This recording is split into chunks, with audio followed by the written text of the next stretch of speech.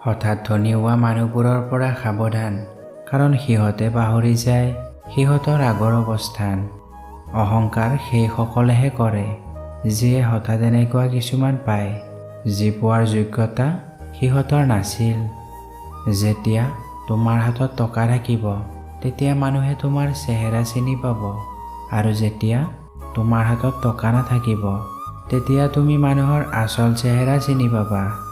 সুখত থকা মানুহবোৰে নুবুজে কষ্ট কি, আৰু সপোন দেখা মানুহবোৰে নুবুজে বাস্তৱতা কি।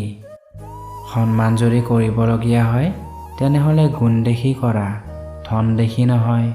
বিশ্বাস যদি কৰিব লগা হয় তেনেহ'লে নিজৰ ওপৰত কৰা, আনৰ ওপৰত নহয়। দুটা সময়ত তোমাৰ চৰিত্ৰৰ পৰিচয় পোৱা যায়।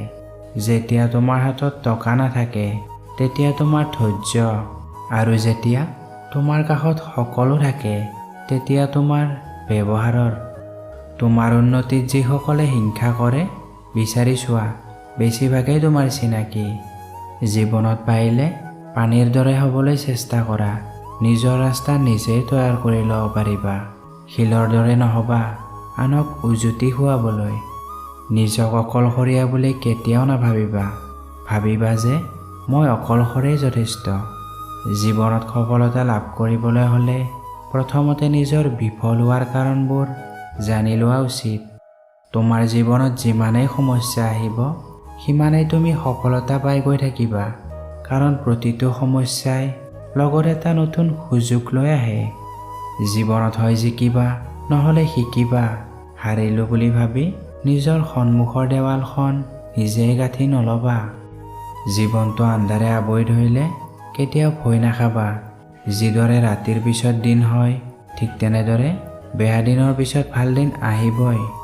পাছলৈ উভতি গৈ জীৱনৰ আৰম্ভণিক তুমি সলনি কৰিব নোৱাৰা, কিন্তু বৰ্তমানত আৰম্ভ কৰি জীৱনৰ সামৰণিক সুন্দৰ কৰি তুলিব পাৰা। জীৱনত আগবাঢ়ি যাবলৈ প্ৰশংসা আৰু সমালোচনা দুয়োটাৰে প্ৰয়োজন। যিদৰে এপাহ ফুলৰ বাবে ৰ'দ আৰু বৰষুণ।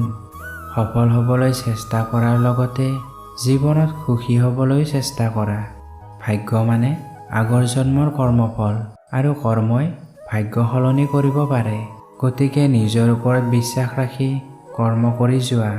এদিন নহয় এদিন সফল নিশ্চয় হ'বা। অপেক্ষা কৰাসকলে সেইটোৱে পায়, যিটো চেষ্টা কৰাসকলে এৰি থৈ যায়।